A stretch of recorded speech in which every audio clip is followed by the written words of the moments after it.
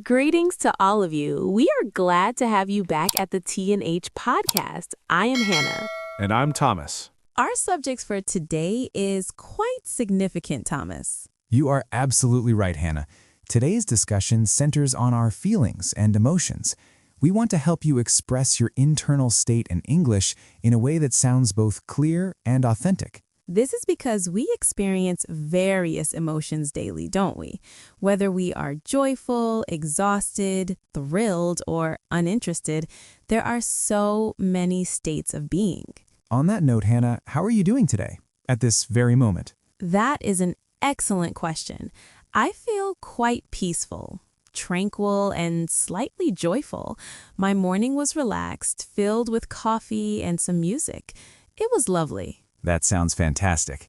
I'm also feeling quite at ease. Yesterday, I took a lengthy stroll and then prepared a meal at home. It was uncomplicated, quiet, and just right. You see, Thomas, we are already opening up about our emotions. If you are joining us for the first time, a warm welcome to you. Please remember to subscribe, hit the like button, and join our daily English learning journey. Yes, we would love that. That simple action supports us immensely and allows us to continue producing engaging English lessons based on real-life scenarios. Precisely. At our channel, our focus is on authentic English, the kind used in everyday life by real people. We avoid the stiff language found in textbooks or the robotic way of speaking. We focus on genuine emotions, actual stories, and real-world dialogue. Indeed, Thomas, we have already touched on being joyful, peaceful, and at ease. Exactly. That is why today's session will be straightforward, natural, and highly beneficial for you. So, settle in, get comfortable, and let's explore our emotions together. Let's start with two very fundamental feelings that are simple yet frequently used. The first is happy. Thomas, when do you experience happiness? I find happiness when my day begins on a good note, getting enough rest, a hot cup of coffee, and not having to hurry. Those little instances bring me joy. Happy. I really like that. Personally, I feel happy when I complete a challenging task. Closing my computer and thinking, I succeeded, brings me that sense of happiness. Yes, and glad is another way to put it. I'm glad to be here with you right now, Hannah. Glad. It's a nice word to use. Definitely. Pleased is another option.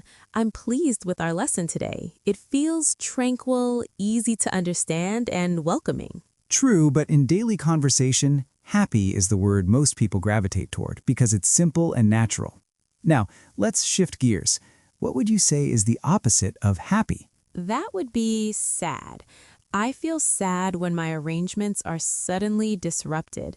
You look forward to something and then it gets called off. That can be quite saddening.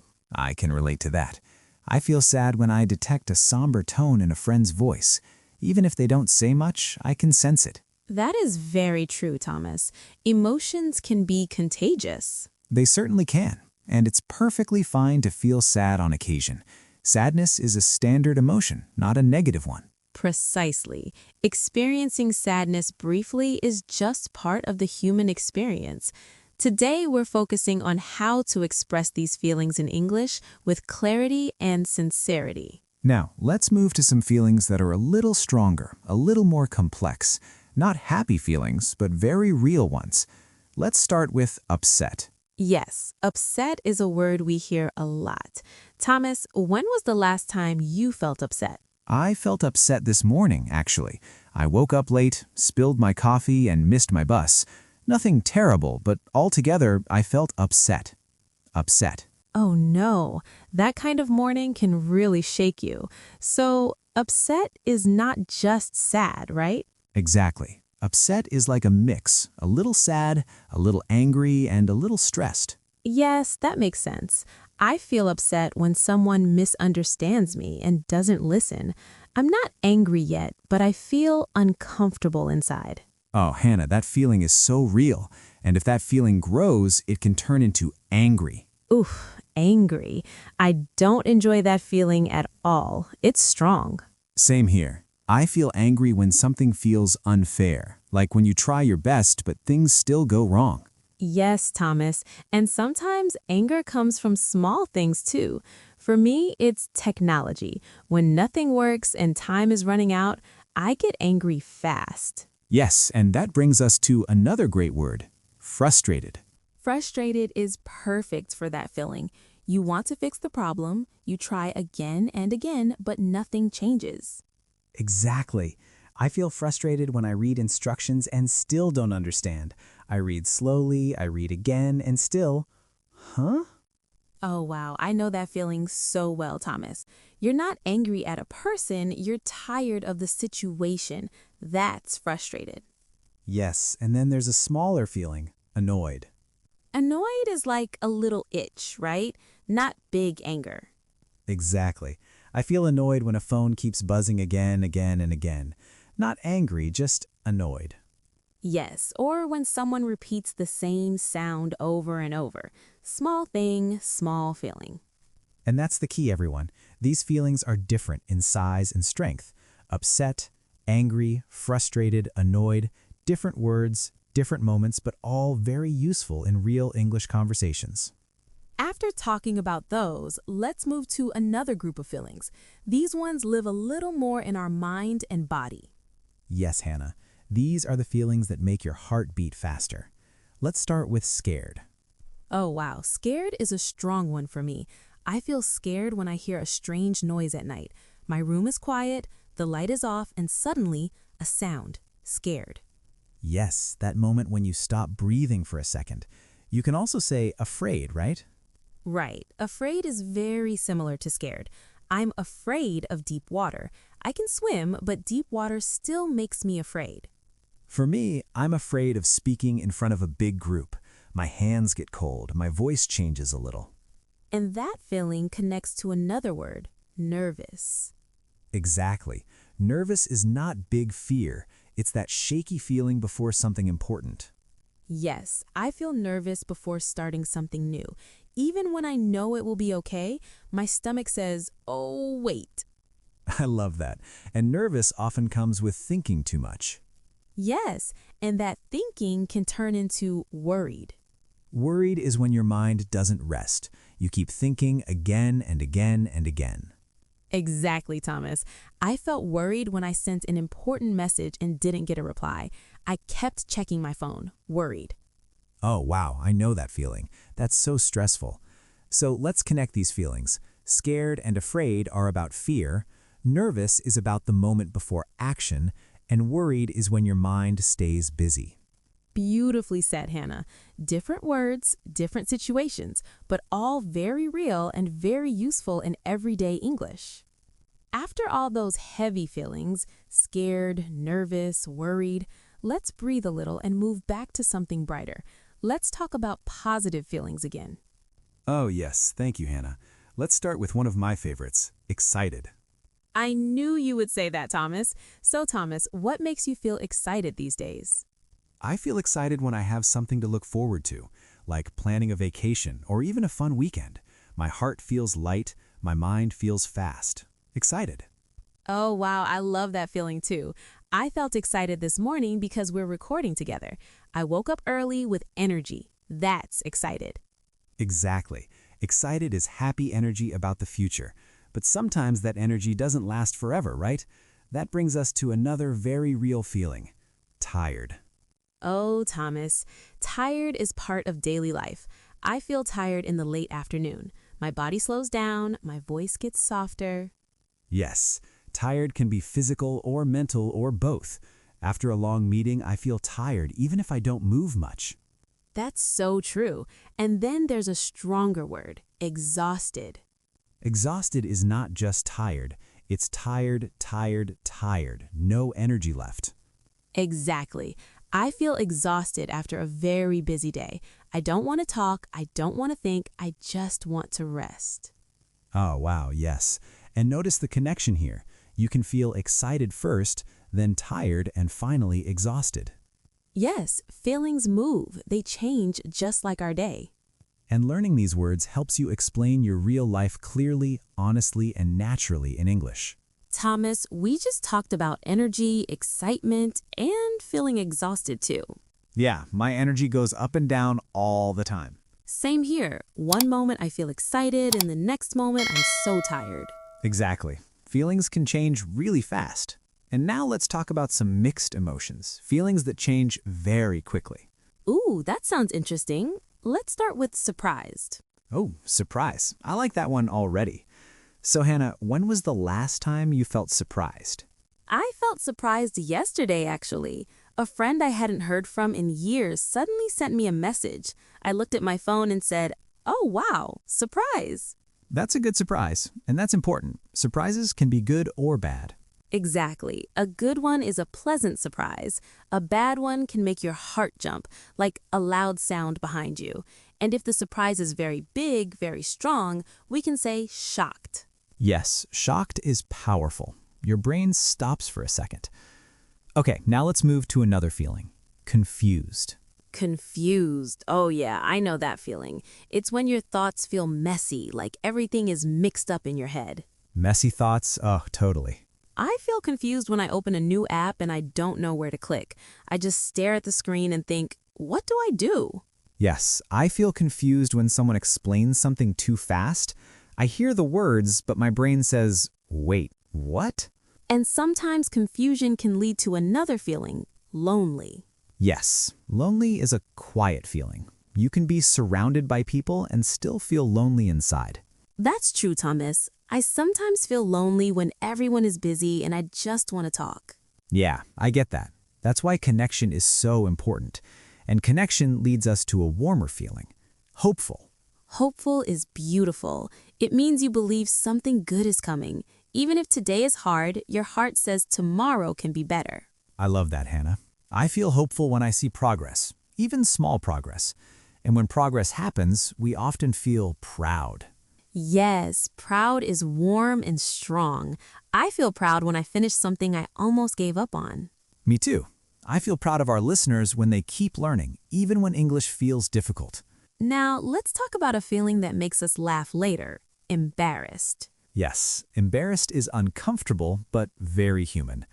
I feel embarrassed when I wave at someone who isn't actually waving at me. My face gets hot. Oh no, that happened to me too. I want it to disappear. And finally, let's end with a calm one, bored. Bored is when time feels slow. Your body's fine, but your mind says there's nothing to do. Yes, bored is quiet, empty, not excited at all. And look at all these feelings. Surprised, confused, lonely, hopeful, proud, embarrassed, bored. Different moments, different emotions, all connected, just like real life. Thomas, can I ask you something? Have you ever looked at someone and thought, I want that? Oh, yes, like why do they have it? Right, and you're smiling, but inside you're like, that feeling is called jealous. Jealous. Oh yeah, I know that one. It's a tricky one. Yes, jealous is when you compare yourself to others, like when you see someone doing something you wish you could do. That's very honest, Hannah. And it's normal sometimes. But we can change that feeling into something healthier, impressed. Exactly. Instead of jealous, I try to feel impressed. If someone succeeds because they worked hard, I feel impressed. Me too. I feel impressed when people don't give up, even when things are difficult. That really motivates me. And motivation connects nicely to another feeling, relieved. Oh, wow. Relieved is such a good feeling. It's when pressure disappears. You were worried, your shoulders were tight, and then suddenly, it's okay. You breathe out. Relieved. Exactly. I felt relieved when a problem I worried about for days finally ended well. My body felt lighter. But sometimes things don't go the way we hope. That brings us to disappointed. Disappointed. It's like a quiet, sneaky sadness. You were expecting something good, you imagined it, and then nope, it didn't happen. Yep, you're not angry, not shocked, just a little let down. Disappointed. And the fun part? These feelings are all connected.